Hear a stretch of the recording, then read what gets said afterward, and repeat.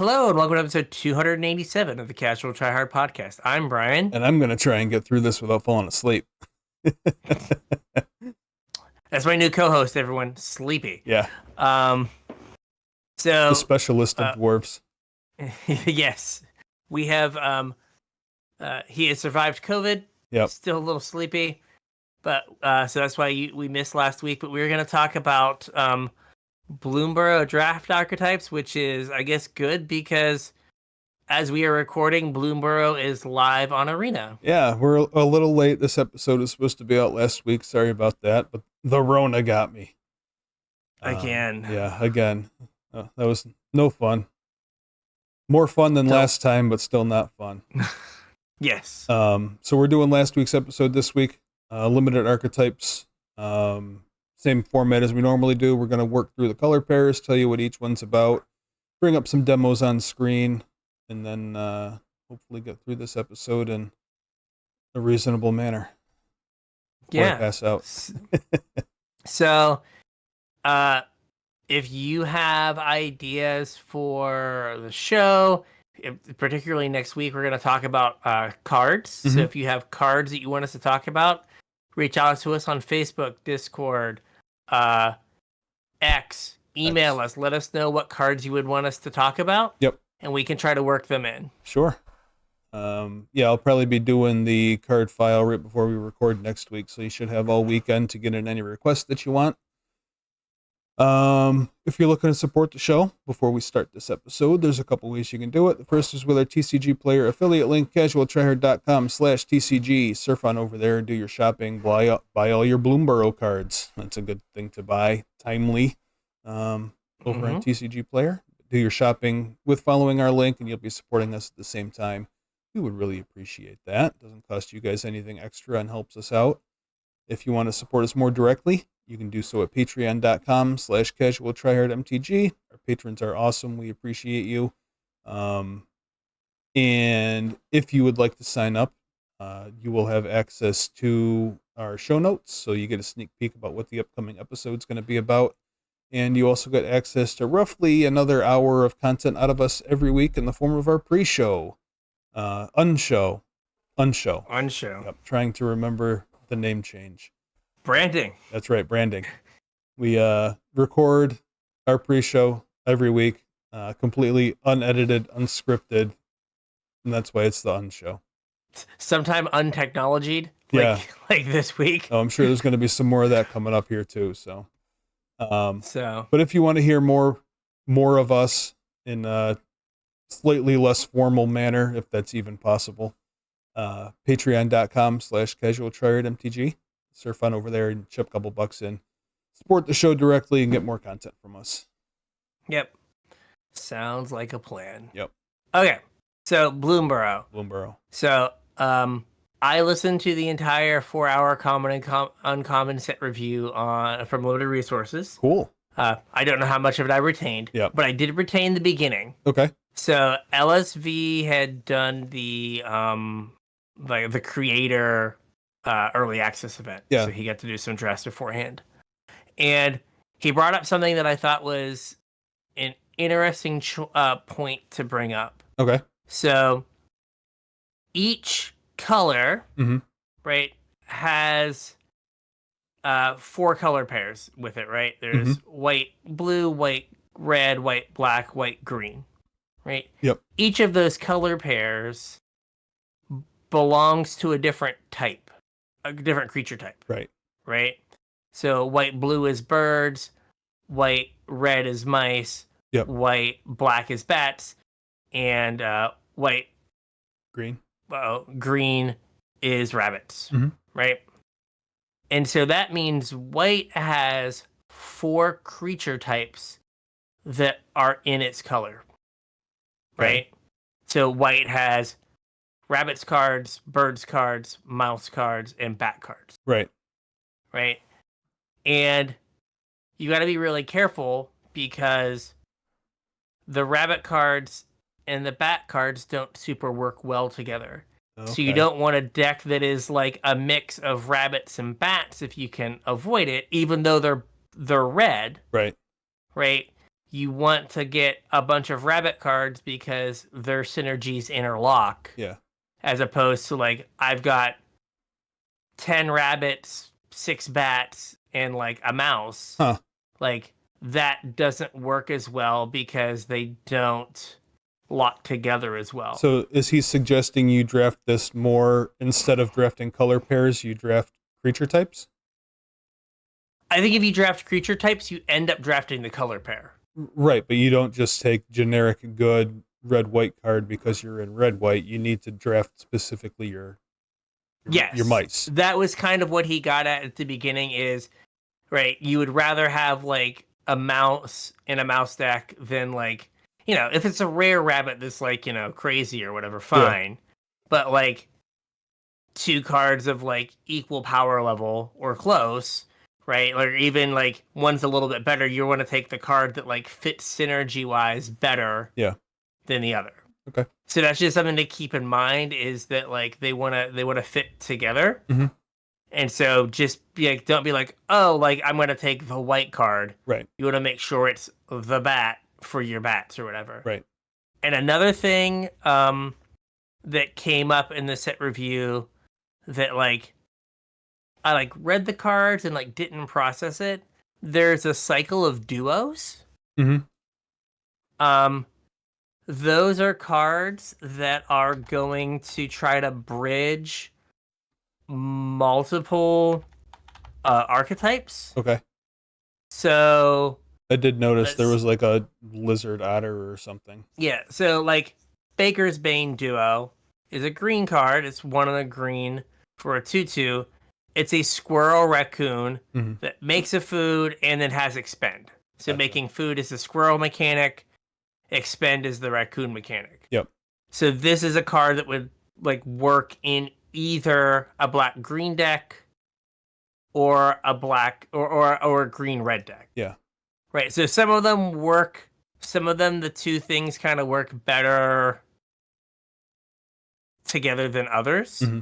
Right. Where like so like the bat bird has flying. And whenever another creature you control enters, you gain a life. Mm-hmm. So, like, flying is the bird thing, and gain life is the bat thing. Yeah, but that's not, like, super strong in terms of, like, how they fit together. But, like, so when you see the duos, those are cards that are going to allow you to bridge or be, like, you would almost rather take a duo than, like, an off type thing. You mean from the perspective of, like, drafting the hard way? I think more from this perspective of like you've got 3 bat cards. Do you want to take like a C rabbit? Yeah. Or the C duo that happens to also be a bat? Yeah. You would rather take the bat card. Right. Than to take like, a 2/2 with offspring. Gotcha. Right? Because like that doesn't really help you get all the synergies for your bat cards. Mm-hmm. So like, oh, like I can take this like, this bird bat duo thing is fine, but it will help my bat synergies better than this random rabbit at common. Right. I gotcha. So like, I guess like in drafting the hard way, like if you had like a non-committal card in a color. Yeah. And you're like, well, all these cards are basically the same. I can take this duo because I could be frogs or I could be, what is the frog one? Frog or a rabbit. Like, okay, I can like hedge because I have this like, whatever. I got this mythic green elemental. So, okay, I'll take this frog duo, this frog rabbit duo because I can kind of go either way. Tree guard duo. Yes, tree guard duo. So, like, just keep that in mind that this might be. Since all of the color pairs kind of have like a strong identity as to what they do, right? It's going to be harder to stick kind of off type creatures in there and kind of get like full effect. Yeah. It's kind of like building a typal deck in Constructed, right? Like when you have when they give you a Lord for Merfolk, but it's a human. Yeah.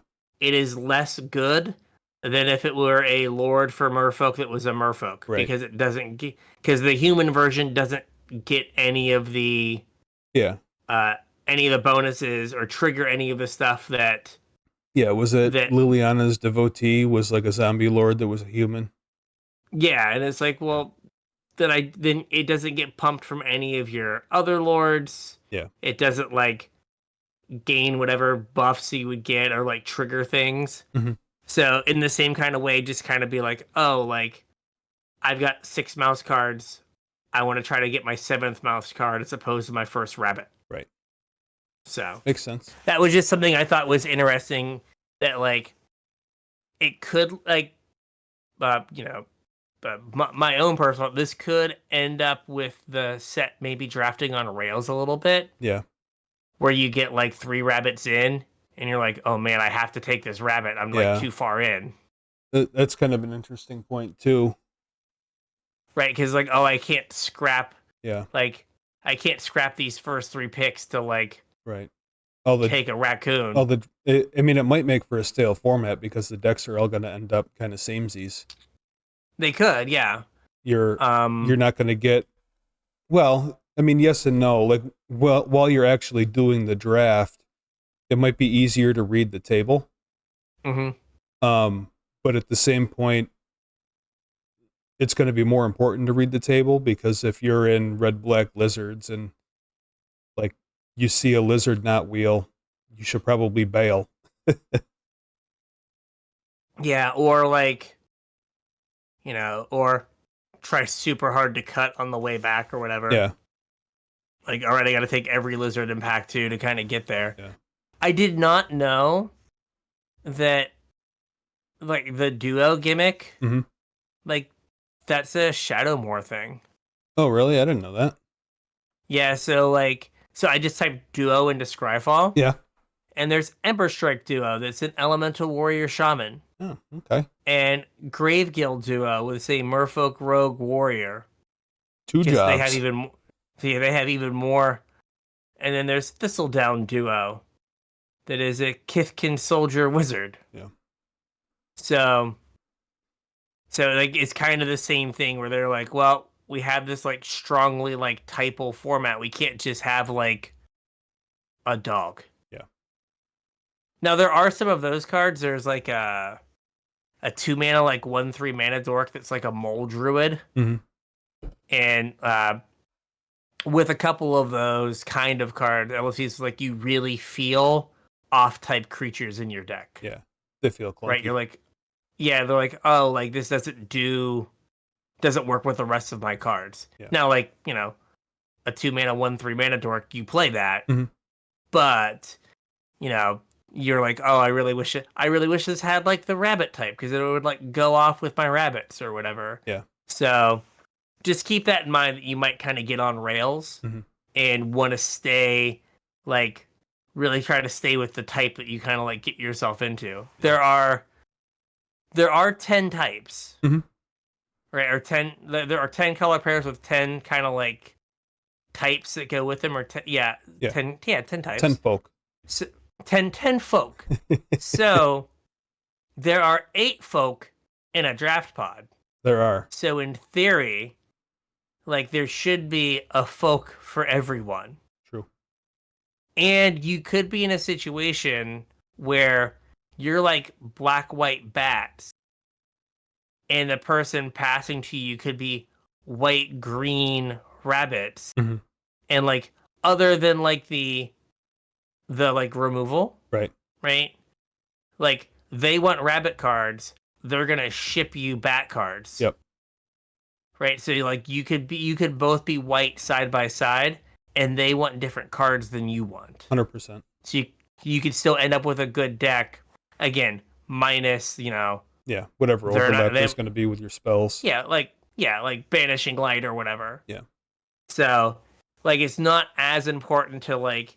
Usually it's really important to be like kind of identify, the person passing to me is in a particular color. Mm-hmm. It's probably more important to identify like or try to figure out what folk they're in exactly. What kind of folk are you? So, all right, that was a long way to say that like gotta stay in your lane, draft your folk. That's right. You gotta know who your peoples are, Yep. and stick with them. All right, so we have the 10 archetypes. The 10 So archetypes. what is our first archetype? What is our first folk? Our first folk is bird folk. This is the white-blue folk. And our signpost card here is the Plume Creed Mentor. It's 1 white-blue for a 2/3 bird scout with flying. Whenever Plume Creed Mentor or another creature you control with flying enters, put a +1/+1 counter on target creature you control without flying. So surprise, surprise, bird folk, blue-white, it's about flyers. It's weird though, right? It's about flyers, but it's also like flying creatures helping not flying creatures. Yeah. Well, I guess that's the folk working together, though. Yeah, but like it's right, like you would typically want a whole bunch of like in your blue white flyers deck. You typically just want a lot of blue and white flyers. It's kind of Right. awkward to be like, here are all my flyers, and then Steve. Steve does not fly. Yeah. Well, I think it's the other way around, though, is that you have some Steves, and then your birds help your Steves out. So, like, Yeah. from what I remember, just kind of glancing through the card file, the birds were like 3 and 4 drops instead of 1, 2 drops. Gotcha. So you'll play some early nerds and then use your birds to send them to the skies. Yeah. Another thing to note, just as the set overall, Mm-hmm. is while we have the signpost uncommons, Mm-hmm. we also have hybrid mana commons. We do. So, like for blue white, it's Seed Pod Squire. It's 3 blue white hybrid, Bird Scout flying. When it attacks a target creature you control without flying, gets +1/+1 until end of turn. Yep. I really wanted to say and flying. Like I thought I had misread it, but no, it just gets +1/+1. Right. It's still big. Pick him up, Seed Pod Squire. Pick him up. No, just cheer him on. Yeah, you can do it down there. Yeah. And it's a 3/3. So like, kind of like what is it called? Modern Horizons 3, where they were like, here's the signpost uncommon, and also here's a common. Right. They're doing the same thing here, where they're like, here's your signpost, but then here is. I would probably just here's expect your that common. going forward, I think, because if I remember correctly, Thunder Junction was the same way. It may have been, yeah. I didn't play that one very much. I think when we did when I was putting this list together for Thunder Junction, when we were doing the episode, we didn't have all of the uncommon signposts. So for some of them, I used common ones. That's right. And like Seed Pod Squire, it's this target creature you control. Yeah. So that's important because that triggers the mouse ability. It triggers Valiant. Yeah. So it gives you a way to trigger Valiant, like kind of in combat. Mm-hmm. So Plume Creed here also targets. What was that? Oh yeah, that one targets as well. Yeah. So yeah, so it can if you have a stray mouse. Yep. If your Steves are mice, then you can this should be Jerry's. I messed that one up. But if your Jerry's are mice, then you can like trigger their ability as well. Yeah. But it is odd to be like blue white flyers cares about not flyers. Yeah. All right. So then the next one after this is blue black. It is rat folk. Yeah, the rat folk. So as opposed to the rat pink. Yes. We have what was the Rat King from Teenage Mutant Ninja Turtles. Yeah. So we have Tide Collar Mentor.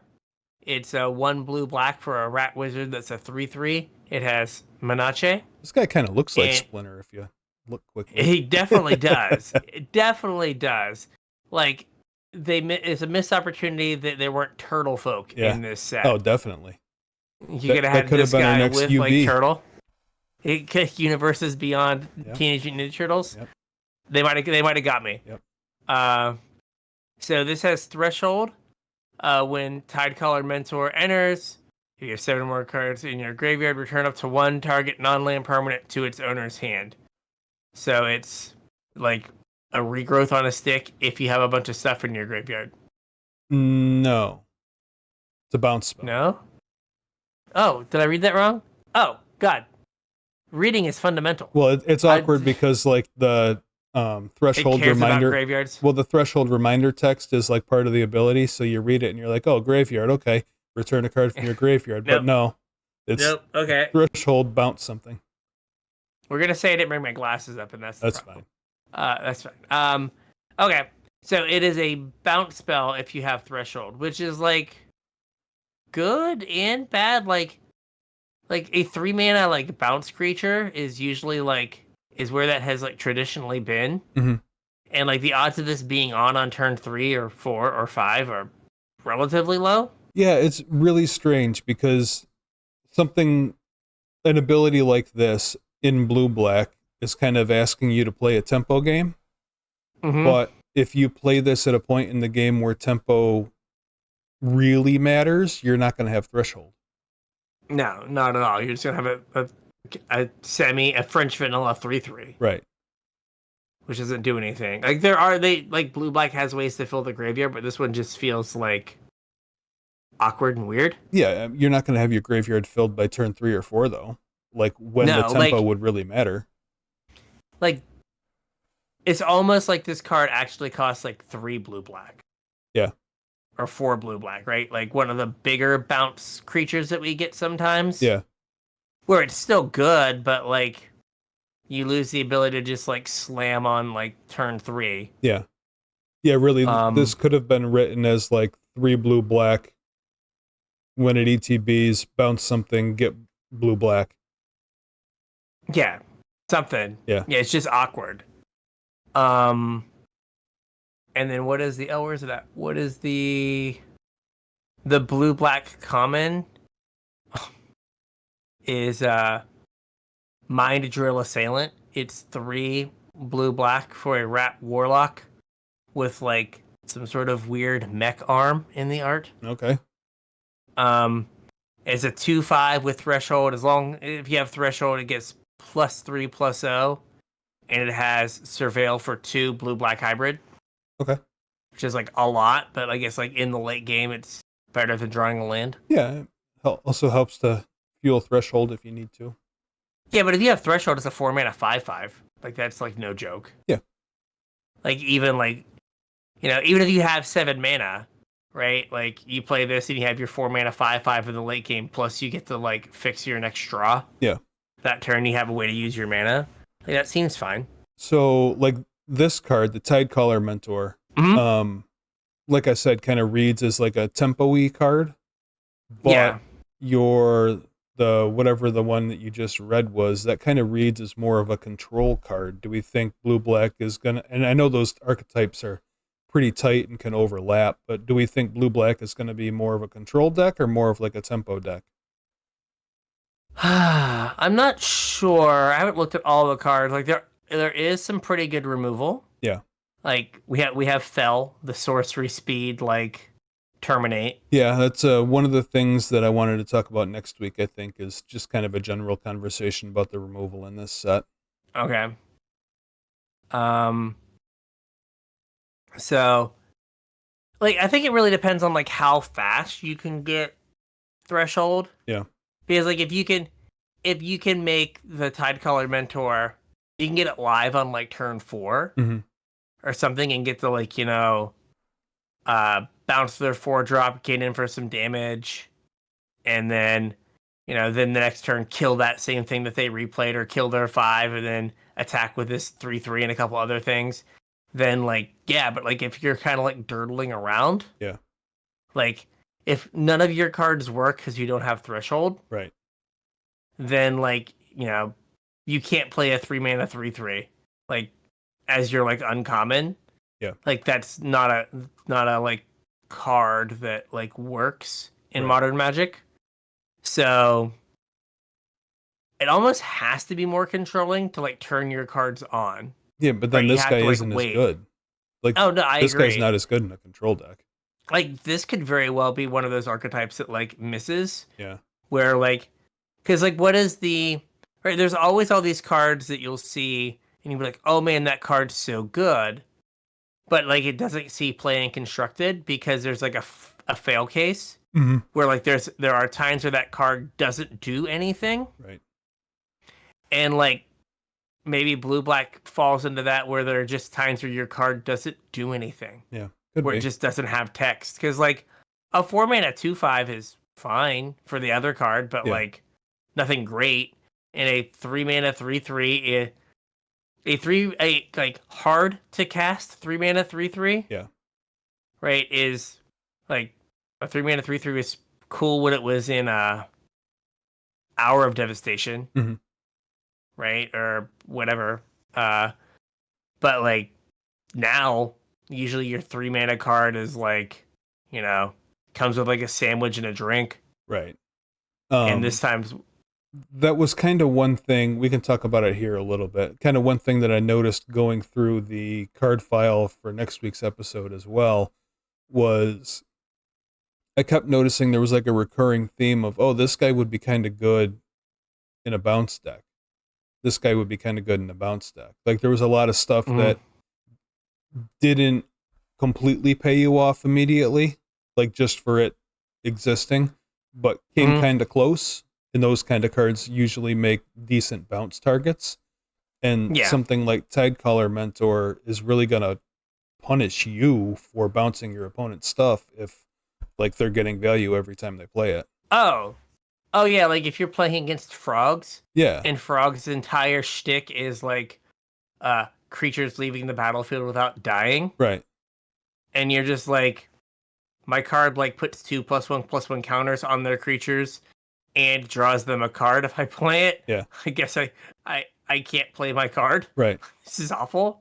Yeah. Yeah, like that's also a strike when you're just like, there's one color pair. There's 10% of the time in theory that like my card is actively bad for me. Yeah. Right? Yeah, like, oh, I hope I draw my uncommon, and they're just like, play a frog, and you're like, well, I hope I don't draw my uncommon. Yeah, I mean, I wasn't even thinking that because we hadn't talked about frogs yet, but like there was a couple creatures. We'll give a quick spoiler for next week. This Biza, the Bounding Spring, the Elemental Elk, Okay.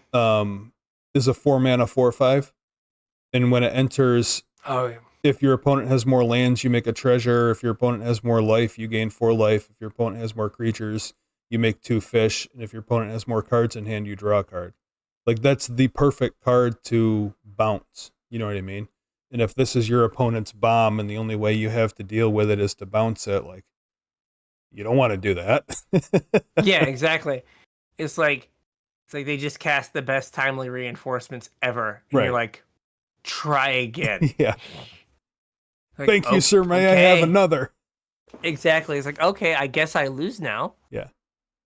So, yeah, it might not like. I may not try to draft blue black initially. Yeah. Just based on this discussion of like, maybe it's too slow, maybe the cards don't do stuff, and then there are like definitely some cards and some color pairs that like you just don't like. You don't want this to be your interaction. Yeah. It feels like you should like kill it for like all the work you have to do. Yeah. Like it should be like a chupacabra with all the work you're doing. Yeah, I mean, really, it could be. Chupacabra was an uncommon, and this is like extra work for a Chupacabra for a worse effect. Yeah. And there's body, like the Journey to the Center of Ixalan Chupacabra that was like based on like permanents in your graveyard. Yeah. Like that was like extra steps. Yep. And like you could do the same thing here. Hey, if you have Threshold, you get to kill something. Yeah. If you don't have Threshold, you have a 3 mana 3/3. Yeah. Like, okay. So, agreed. Right. I think this card might be bad. Yeah. Well, and like if this is what the archetype's about, the archetype might not be great. But yeah, exactly. Time will tell. We'll find out. Right. Hopefully, we get to play this back in like a month and be like, "We told you." We told you. All right. Next up, we have Black Red. which is Lizard Folk. The signpost here that we have is Fireglass Mentor, black red for a 2/1 Lizard Warlock. At the beginning of your second main phase, if an opponent lost life this turn, exile the top 2 cards of your library. Choose one of them until end of turn. You may play that card. So I'm going to guess this is Spectacle. Their shtick is Spectacle. Effectively, their shtick is effectively Spectacle. Yep. There's a lot of some mix between Spectacle and Bloodthirst. Okay. Or Bloodthirst. Because the common to red black for a 3/2, and it's Cinder and Cutthroat. And when it enters the battle, it enters with a +1/+1 counter if your opponent lost life this turn. Yeah. Just has Bloodthirst. Yeah. So there's a lot Spectacles. Yeah. Same thing. Same thing, yeah. Same thing. Yep. But yes, so it's very much like a get ahead, stay ahead kind of situation. Mm-hmm. Which is good for an aggro archetype. Absolutely. And I'm assuming this is an aggro archetype. Red black is usually an aggro archetype. Yeah, but you need to be aggressive. Yeah. Or again, you run into the I feel like there's a lot of these that or your cards don't do anything. Yeah. Well, I guess from a design standpoint though, you can get away with more of your cards don't doing anything if you're putting people on rails. Mm-hmm. Your cards are going to do the thing if you're on rails. Yeah, you're gonna have. Yeah. You're gonna have so there's this Agate Blade Assassin, 1 in the black for a 1/3. When it attacks, defending player loses life, you gain life. Doesn't even have to connect. Attack it into their 2/2, you get your trigger. Yeah, I think there's actually 2 cards like that in this set when I was going through the card file a minute ago. Yeah. So, there is enough ways to make this work. Yeah. But, your cards aren't going to do a whole lot unless you are... Unless you can turn it Unless on. you're turning... Yeah, unless you're turning things sideways. Yep. But yeah, these... aggressive red-black has been good, on and off in a lot of sets. And, this card is, answers one of the big shortcomings of aggressive decks a lot of times, which is card advantage. Right. Right? This is, you are willing to trade, a card for damage, on the board, attack your 2/2 and your 2/2/2s into a 3/3. Yeah. Because you're gonna get the card back. Yeah, get some damage, get another card. Exactly, get to rebuy and try again. Yep.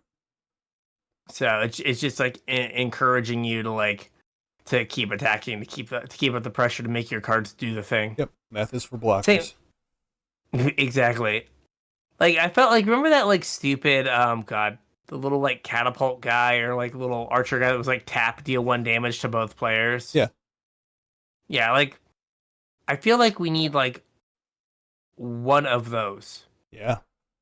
You know what I mean? Something like that. Because there's a tricky card here. It's got a picture of a raccoon on it, mm-hmm. but it's playful shove, 1 in the red, sorcery, deals 1 damage to any target, draw a card. Yeah. It's just 2 damage, trigger all your lizards, even though we put a raccoon on it. Right. Draw a card. Yeah. Right? Sure, you'll pick off an X1 at some point, but I think it's really just make all your lizards be good. Yeah. Remember, was it Ryle? Yeah. Yep. It's the same kind of card. Or trigger your dinosaur. Yeah. Yep. Yeah, trigger your dinosaur, be happy. Yep. And this is the same thing. Trigger your lizard, be happy. Yep. Makes sense to me. All right. Next up, we have the least elegant mechanic of the set. Yeah. For Raccoon Folk. Here we have a Wondertail Mentor. It is red-green for a 2/2 Raccoon Bard. It has Expend 4, put a +1/+1 counter on Wondertail Mentor. Mm-hmm. And it taps to add a red or a green. I would have never guessed that we have a red-green mana dork. That has never happened before. Right. I mean, this guy's not too bad though. Like, No. the 2 mana dork is playable and limited for sure, and he grows as the game. Like, you're probably not going to have to work super hard to hit expend 4, especially when this is a mana dork. Like, you're going to hit your 4-drop on turn 3, so that's going to hit expend, put a counter on this thing, and it's just going to get bigger every turn. Yeah, no, I think that like it is fine as like a card. Like I think that like realistically you're gonna have like it be a 3/3 or a 4/4 by the time you want to attack with it. Sure. Right, like you pay like so in theory turn like 2 you play it, turn 3 you use it to play a 4-drop. Yep. Or play some combination of 2s and 3s to get to 4 mana. And then hopefully like on turn 5 or turn 4 you pre-combat play a 4-drop. Yep. And then Kraken with a 4/4. Kraken. Yeah. Or like the like nightmare scenario for your opponent is you like play this. Well, on like turn 4 you like play a 2-drop and attack. Yeah. Right, because if you have a trick, you do it during combat. Now you have like, you have like a double trick now, right? Yeah. Like, you're like, oh, this gets a +1/+1 counter because I spent 2 more mana, right? And then, this other, my other thing gets a pump spell and wins a combat. Yep, for the blowouts. Yeah, I think this card is fine. Like, I think it's just I think it's probably good. Yeah, the mechanic in general is kind of like, blah. What are we doing? Yeah. And then my job to read the comments, my self-proclaimed job now, is we got a Junk Blade Bruiser, 3 red green hybrid, so 5 mana total, has trample, and when you expend 4, Junk Blade Berserker gets +2/+1, and it is a 4/5. Okay. So if you pay 4 mana to cast spells, you get a 6/6 trampler. Fine. Like, I think that you want to, right, in this, with this mechanic, you're probably leaning more to like your curve stopping at like 4 or like 5 at like the very top. Yeah. Right, because like there's not like expend 6, it's all like expend 4, right? Yeah, it's also kind of I would imagine that it's going to be kind of important to have mana sinks, because like at some point you're going to end up with no more 4 or 5 drops to play. Like if the game goes late, you're not going to have a fistful of 2 drops to play to hit expend 4, and you're going to run out of 4 drops. So like if you're top decking and you draw a 2-drop, all your expend 4 stuff isn't good anymore. But if you had like an invoker or something, like something along those lines, you could just dump a bunch of mana into. You can like trigger all your expend stuff. Well, expend is specifically for spells. To cast spells. It's not just spending mana. It is casting spells. So like, I think you have to realize with this mechanic that maybe like you're gonna trigger it 3 or 4 times in a game. Yeah, if things go well. Right. Yeah, and like now this, if you trigger it 3 times and you have a 2 mana 5/5. Yeah. Right. Amazing. But like the Junk Blade Bruiser, right? Like it's a 5-drop. How many times are you gonna spend 4 mana to cast spells after it? Yeah, and like that bonus isn't permanent either. So like if you want it to be a 6/6, you've got to make sure that you got 4 mana to spend. Or you got to cast attack with your Colossal Dreadmaw and win the game 1 time. Right. You got to trigger it. All right, boy, you're Colossal now. Get in there. Yep. Don't get ambushed by Raccoon Dreadmaw. Don't get ambushed by Moose Maw. Colossal Junk Maw. We got Colossal Junk Maw class versus the Moose Maw. Yeah. Yeah. Fine. Like I think the uncommon is good. But yeah, like I think you are like weird deck to build, I think is. Yeah, and like I think you're right that it is a right, like you are gonna hit a point where you're just like, my cards don't have text anymore. Yeah. Yep. All right, what's up next? Next up, sorry about that. We have Sorry. green-white Rabbit Folk.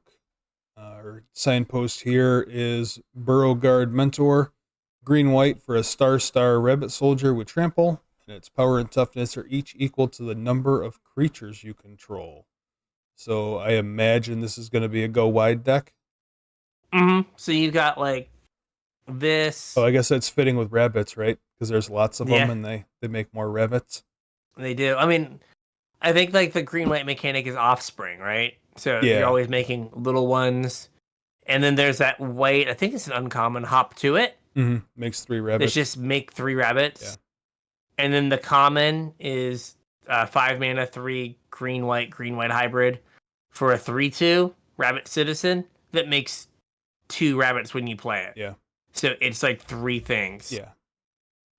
I mean, speaking of like power creep, like we had like, what was it? Is it Shauna? There was like a green white like legend in Mm-hmm. Dominaria that was cared about how many creatures you had. Yeah. But it didn't have trample. Right. Right. This thing can get massive and then just like roll them over. Yep. And it's not legendary. Yeah, like I mean it starts out small, but It's a voice token, right? That's just a well, I guess voice tokens didn't have trample, but no. This is a voice token. oh, sorry, that's a voice token. Just happen to have one sitting right there, huh? Not one. No. We had a dream at one point. We happened to have a bunch of them. Okay. But yeah, it is effectively like a voice of resurgence token with trample. Yeah. I mean, I don't think is there a sweeper in this set? I don't think, is there? I remember. I don't remember. But like I don't particularly remember like, oh hey, there's a sweeper. Yeah. I mean, there is like the owl that would just nuke all of your things, but Right. whatever. It's a mythic. It'll be fine. But like this could like end a game in a hurry. Sure.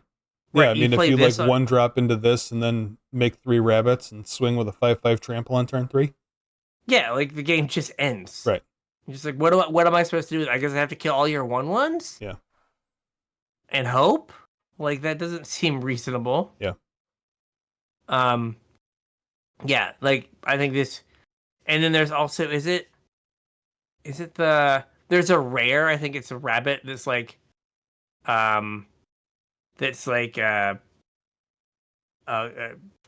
Whenever it attacks, you make 1/1. No, it's whenever a creature enters, you get a +1/+1 counter on it. Oh yeah. Right, so like you're like you have that as your 1 drop into this into like rabbits, and you're just like take 10, die, and you're just like, oh, I'm like those are you're gonna have that's a non-game. Like that is like not it's not like it's like, you know, rare into uncommon, but it's not like out of the realm of possibility. Right. Like I think this card can be really good and like end games really fast. I agree. And like has a reasonable fail case. Yeah. All right. Next up, we have Batfolk. Yeah, Batfolk. That's weird. Like so far they haven't been crazy. Like I could picture bird folk, rat folk, lizard folk, raccoon folk. Like those are all things that I would expect out of like storybooks or whatever. But Batfolk, I don't know of any stories that have ever had Batfolk in them. They don't lend themselves to the hero's journey too often. They're called vampires. They're called exactly. Batfolk are vampires. Yeah. We just left some of those and Murders for Conloff Manor. Yep. All right, so we have Starsea Mentor, 3 white black for a Bat Warlock. That's a 3/5 with flying and vigilance. At the beginning of your end step, if you gained or lost life this turn, target opponent loses 3 life unless they sacrifice a permanent or discard a card. So if flying trample is flample, is flying vigilance flagellance? Flagellance, okay. Really close to flagellance, but There you go. I'm wearing the I haven't told a dad joke shirt. Maybe we need to get you one. Dad Whew. jokes are my favorite jokes. Yes. So right, I mean this kind of illustrates where like you wouldn't want to put a rabbit in your bat deck, right? Right. Right, like you put in like you have a bat that like when it attacks you gain a life, which then turns this on. Right. But if you had like a rabbit that didn't do anything with life gain, Yeah. then this doesn't get to do anything. Right. Right? But like it's a Punisher mechanic, like you always get like the worst version of it. Mhm. Right? Like they always do the thing that is like best for them, worst for you. But like it's a 3/5 flyer.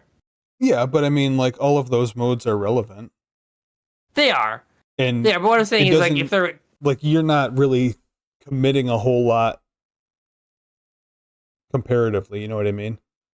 Like yeah, well like if you have a Revenge of Ravens or something, and this guy like you haven't you're doing the thing for all your other cards anyway. It's not like you're yeah, going out of your way just to make this one guy good, and yeah. regardless of what they pick, like it's gonna suck for them. Yeah, you get value regardless. Yeah. So like there's Moonrise Cleric, again the common one, white black hybrid. Bat Cleric is a 2/3 with flying, and when it attacks you gain a life. Mhm. So right, like like you're gonna attack with your 2/3 flyer anyway. Yeah. And then that's gonna trigger this. Right. Yay. Like so you are right, like the opportunity cost is low. Like a 5 mana 3/5 flying vigilance Mhm. is like fine. I think you mean Right? Like that's Vigilance. yeah, sorry. Vigilance Yeah. 3/5. That's fine, right? Like you're not complaining about your that creature. Right. And then it just has extra text. Yeah. That like isn't always going to be great, but it's better than not having that extra text. Sure. And you're gonna like and it's going to trigger just because you have other bats in your deck. Mhm. So it's this mechanic's also weird that like some of them are like, did you gain life? Did you lose life? Did you Did gain you do or both? did your life total change? Yeah, like did you gain or lose? Yeah. And then there's like the rare that's like, did you gain and did you lose? Right. And it's just like, stop. Thank you, Just- Arena, for tracking this Yes. for me so I don't have to. Yes, exactly. But yeah, like this card seems fine. Like, Yeah. if the bat stuff works and like you're just gaining life and like, like any kind of life gain deck, you gain life if then like 3 triggers pop up on your arena window, Right. you're probably winning that game. I think so. If you gain life and no triggers pop up, well then you done messed up. Yeah. Healing Salve is not a playable Magic card. Sorry. Yeah, exactly. 1 life, 1 mana, gain 3 life, and then nothing happens. Yeah. Oh no. Oh no. Things have gone I squirrely. Not yet though. First they're gonna go Not yet. Ottery. Good save.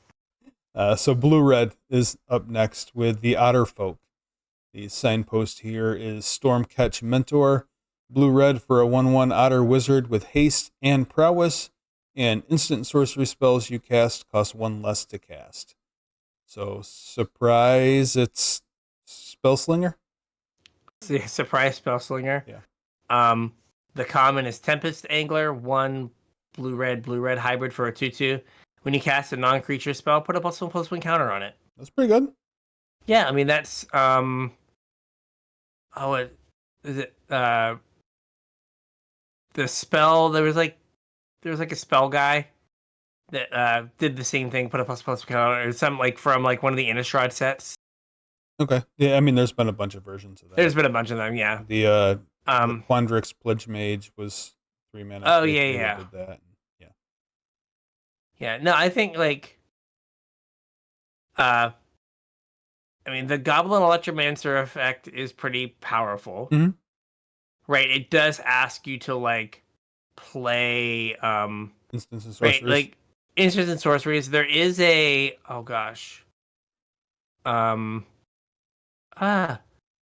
there's like an uncommon or a common that's like a saga or a class that makes a 1/1 prowess otter, Mm-hmm. right? Like, so like the problem with like the spellslinger decks a lot of times is like you have to have a bunch of spells to make your deck work. Yeah, I think there's something that makes a 2/2 otter, like a sorcery that makes a 2/2 otter with prowess also. Yeah, then also like you flash it back. Yeah. So, So your creatures are also instants and sorceries. yeah, so like you are getting around that problem because your creatures, like you said, are Yeah. instants and sorceries. So like that's really good because that's usually it's Otterball Antics Yeah, that's the one. is one in the blue, create a 1/1 1/1, yeah. otter with prowess, yeah. But then it's a And 2/2 then if you flash it back. yeah. Yeah. Oh. Storm Chaser's talent is a rare, so it doesn't kind of matter that much. Yeah. The class that makes a 1/1. But like Otterball talent, like if you're the blue red deck, like or Otterball Antics, like you win as many of those as you can get, right? They're your creatures and they trigger all of your stuff. Absolutely.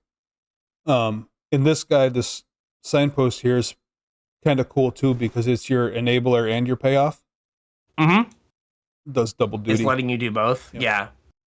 I mean, again, our the card the deal one draw card Mm-hmm. for one in the red, like yeah, playful shove.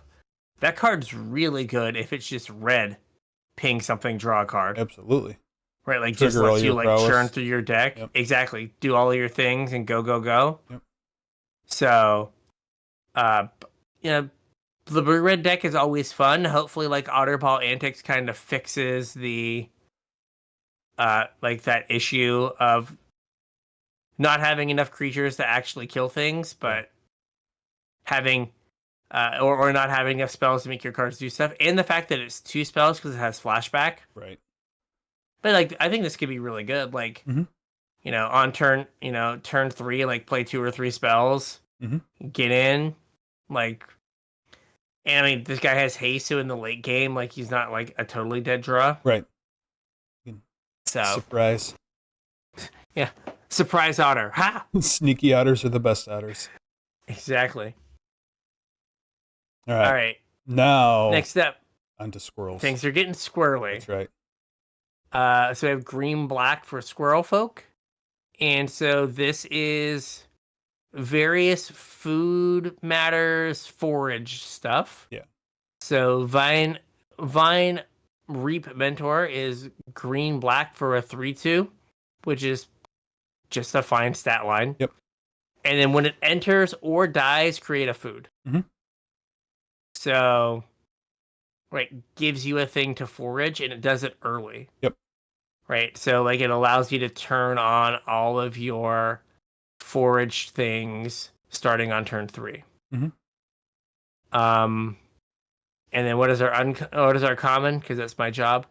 It is Corpseberry Cultivator, 1 green black for a 2/3 Squirrel Warlock, and at the beginning of combat on your turn, you may forage. So exile 3 cards or sack a food. Whenever you forage, put a +1/+1 counter on this guy. Yeah. So right, like, you know, depends on how your deck's built, but like this into like make a 3/4 on the next turn. Not terrible. And the fact that you get like 2 cracks at foraging or making food, because you know when this dies, you get to get a food.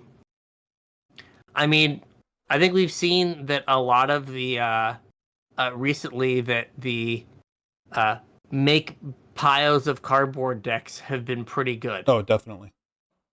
So this is the make piles of cardboard deck. Yep. I do want to kind of clear something up here, though. Okay. So, in the article from Wizards of the Coast, in the Squirrel Folk section, it says, black cards from the rat archetype have some excellent crossover here, bridging the gap between the 2 rodents. That is like just plain false, right? Because if you're foraging with the squirrels, you're taking yourself off of threshold. I think that where the black cards, the black rats are good is I think there are like filling their some yard to like forage. yes, I think there are things to like. So here there's this is a rat squirrel. This is the duo. Daggerfang duo is a 3/2 death touch. It's a rat squirrel, and you may mill 2 cards. But I think there's some that like dire sight is surveil 2 then draw 2 for as like a sorcery. I'm looking for some Rats. some rats. I'm like going through here, and yeah, no, like this rat just has threshold. I mean, they made this set, but I agree with you that that it doesn't make a lot of sense that you would like. I need threshold. Oh, here's one. Wix Patrol. When it enters, mill 3 cards, and when you do, target creature gets an opponent control gets -X/-X, where X is the greatest mana value. Okay. So I think there's some that like will mill cards. Okay. Like I think that is the like overlap, but I'll take your word for it. But like I agree with you. They are also like kind of going in opposite directions. If you like any rat card that cares about threshold does not let you forage by like eggs. Like if you have this and then the blue black guy. Yeah. Right? And then you like play a card that has forage on it. And you're like, I'm gonna exile my cards from my graveyard. Like the blue black guy is never going to work. Right. Yeah, so I agree with you that I disagree with Wizards. Okay. Which is an easy thing to do now. So we agree to disagree. Not with each other though. Yeah, we agree to agree with each other and disagree with Wizards. Sorry, Gavin. Yep. All right. Next up is red white, and these are the mice folk. Mouse folk. The mouse folk or mice folk? I think they say mouse folk. But that's like an oxymoron, though, right? Because folk refer. Well, I guess they go mouse folk refers to like a group of people, but mouse refers to a singular mouse. So it would be mice folk because it's plural. Like you're talking about the plural of. Oh the yeah, group, but it's not. But it's not bats folk. Right, but like at least bat is the same word. Like the root doesn't change. Oh, you know fair. What I mean? Yeah. Is it geese folk or goose folk? See, I feel like it's goose folk. All right, maybe. That would have been a. That could be our next Universes Beyond Untitled Goose Folk. Yeah. It's just a goose running around. It's just a goose running around Ravnica causing epic. Honk. Honk.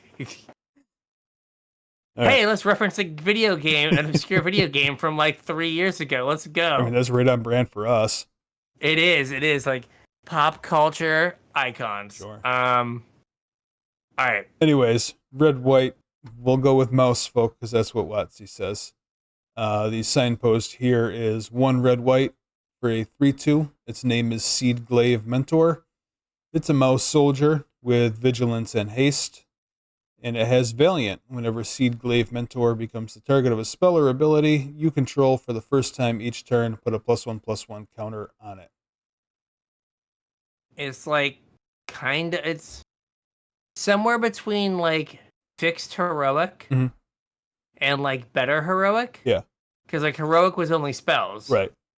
It's just spells or abilities. But it only happens. But then they were like, yeah, they're like, we can't have you like hex parasite it like a million times or whatever. Right. I don't know, like you're gonna just like annihilate people with pump spells. Oh sure. Right. They're like gonna be like block. Monstrous rage. Yeah, get this thing +4/+3. Yeah. Like, oh, okay. I guess I'm dead now. And like one of the +1/+1s hangs around forever. Right. And we have veteran guard mouse. It's a 3 red-white hybrid for a 3/4 mouse soldier. Vigilant. Valiant. Brilliant. Valiant. When it becomes the target of a spell or ability for the first time, it gets +1/+0 and gains first strike until end of turn. Also, you get to scry 1. Ooh. So, like, Keep the gas coming. Kitten. Like, it's really, like, you can't realistically, like, block. Like, you can't block Seaglaive Mentor Right. with a 2/2. Right. Like, you just can't do it. If you block it with a 3, like, if you, even if you block it with, like, a 4/4, mm-hmm. you're just like, 7% of the time this is trading. Am I okay with that? Yeah. Right? The common, like, I'm going to block it with a 4/4, and it's just like, it gets first strike, and it becomes a 4/4. Just eat your thing. Right? Like, you're just in a very bad, like, I can't block situation. Also, like, Seaglaive Mentor definitely puts you in a spot playing against them, like, if you have damage-based removal, mm-hmm. where kind of like with, like, Infect, you're just like, I'm going to do this on my turn. Right. When you're tapped out. I'm not going to wait because I will get blown all the way out. Yep. Because they'll be like, you'll be like, shock it or whatever, and they'll be like, give it +3/+0. Yeah. And then, oh yeah, it gives a +1/+1 counter. Yeah, definitely don't want to do that in combat. Oh, yeah, exactly. Yeah. Block, then I'll shock it, and it's just like, oh no, don't do that. No, Take the hit and do it on their end step if you're going to do it. Yeah. Or, like I said, like, or on your turn. Yeah, do it on your turn. Like, oh, you're like tapped out. Like, I'm not going to, like, I'm going to play my instant as a sorcery because I know it will resolve and I won't lose the game. Yep. Again, this is an interesting thing here in this little blurb. It plays well with equipment too. I didn't even realize, but yeah, every equip ability triggers Valiant, so that's kind of cute. A thing that came up on LR is you can equip an equipment to a creature it is already equipped to. Absolutely. So, like, if you start the turn with, like, a sword on your Seaglaive Mentor, you can just, and you have no other creature, you can just equip the sword again. Yep. And get the Valiant trigger. Yep. So that is a good thing to remember. Mm-hmm. Yeah, it did. So yeah, I mean, it's the fixed Nadu. There you go. Get your Shuko out. They fixed Nadu. Yeah. We did it. Yeah. All right, and then we have blue green, which is frogs, which is like creatures leaving the battlefield and not dying is like what they're into. Yeah. So it's 2 green blue for a 4/4 reach. It's Lily Splash Mentor. There we go. It's a frog druid. It's a 4/4. It has reach, and it has 1 blue green. Exile another target creature you control, and then return it to the battlefield under its owner's control with a +1/+1 counter on it. Activate only as a sorcery. I mean, it makes sense. They bounce things. Yeah. Frogs jump. Like kind of exactly. Bouncy. Yeah. So like they don't actually bounce, but no. They have. So it's like part of the stuff is flicker, and part of the stuff is like return to hand. Well, I meant frogs don't actually bounce. Yes, I agree. Yeah. I agree. But they're trying to be evocative of like frogs hopping around. Right. Right. Hopping in between zones, if you will. There you go. Yeah. So like part of the cards do some sort of flicker thing. Yep. And then some of them like return cards to your hand. Yeah. Like rebuy them so you can do it again. Oh well. The blue green common, the hybrid, is Pawn Prophet. It's blue green hybrid. So 2 mana total. Mm-hmm. It's a 1/1. When it enters, draw a card. That's it.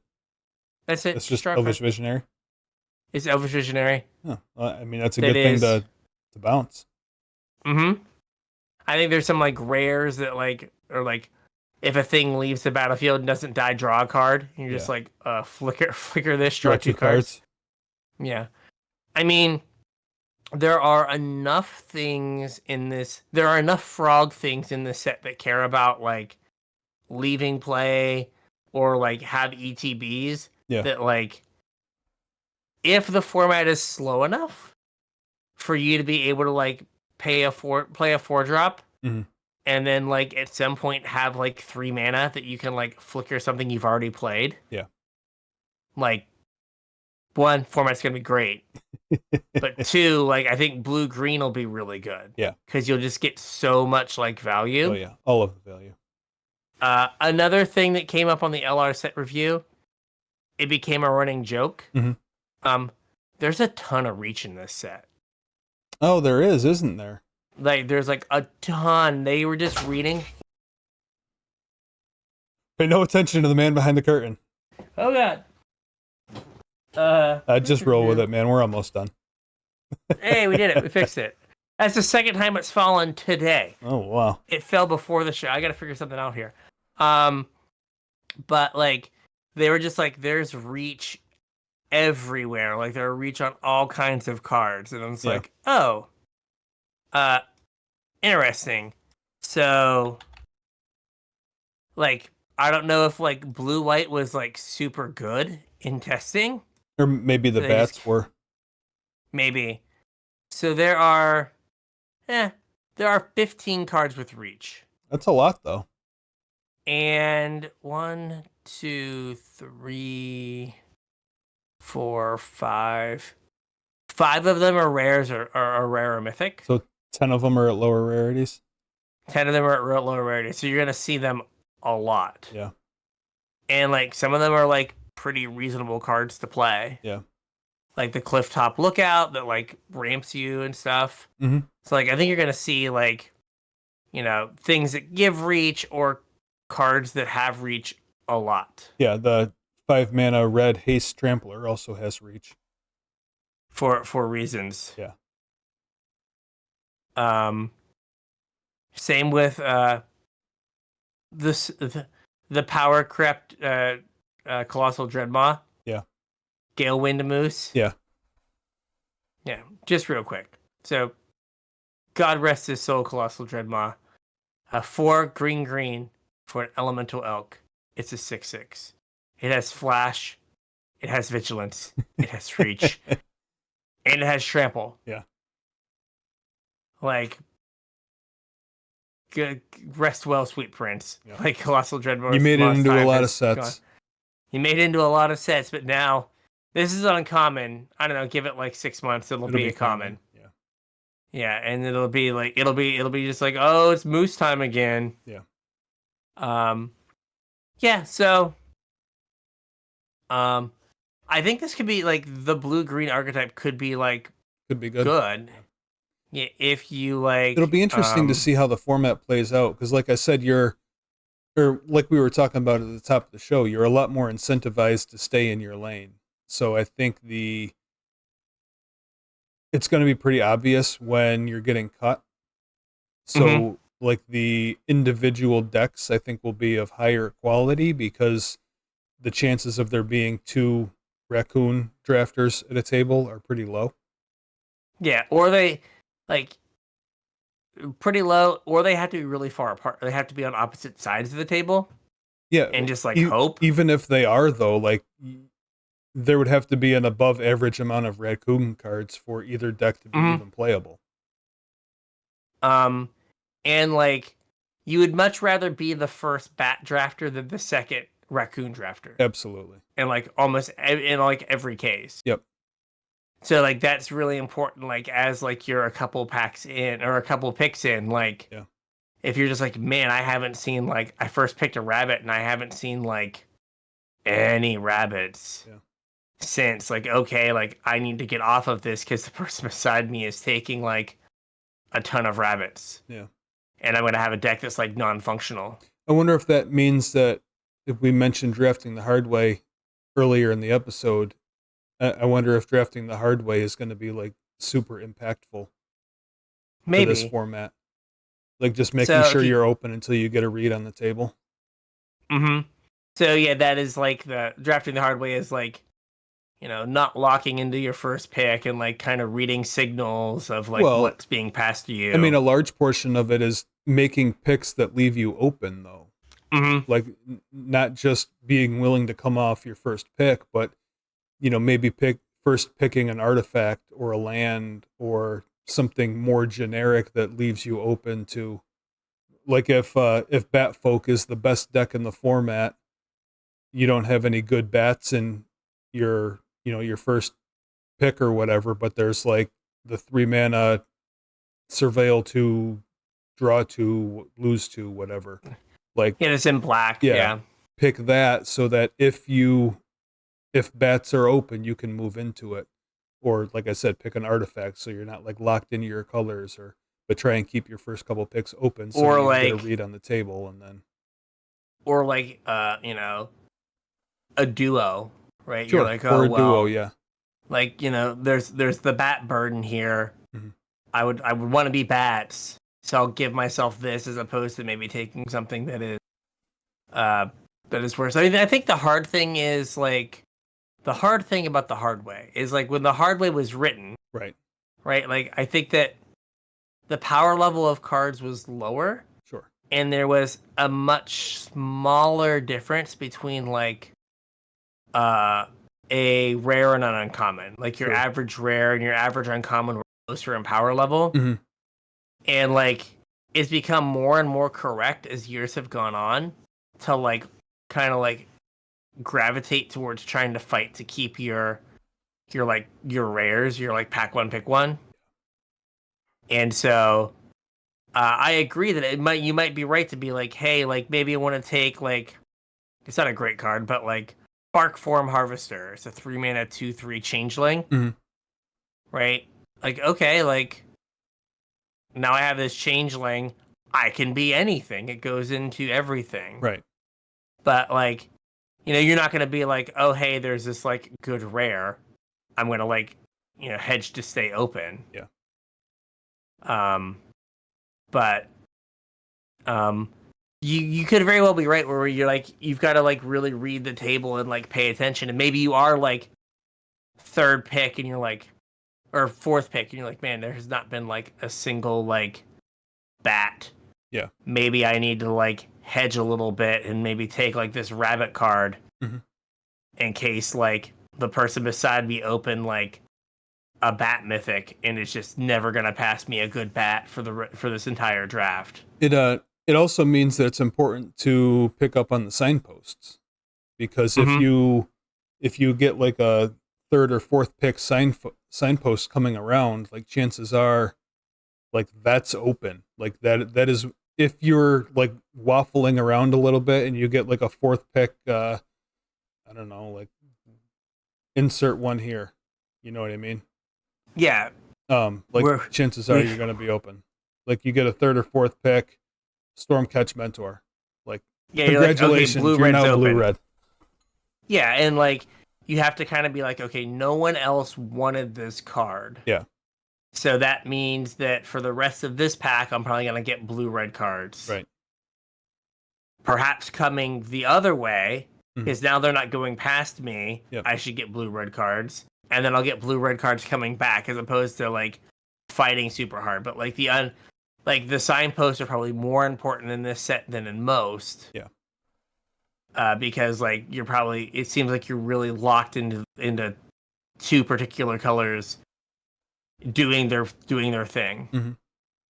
So this should be interesting. Like sometimes like I think I mentioned in the pre-show I drafted a whole bunch of like my cube just like bot drafts. Mhm. And like when you sit there and you're like, okay, like I know that this card is for this archetype, and I'm going to take it and look for cards that are in that archetype, right? Like if you know what cards you're supposed to be taking, Right.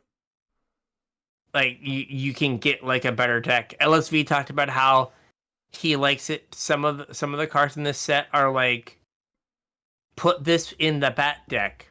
Do not put this in the rabbit deck. Yeah. Right?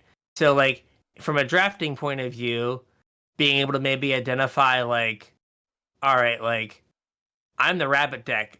This card is not for me. I can send it along. Yeah. Right?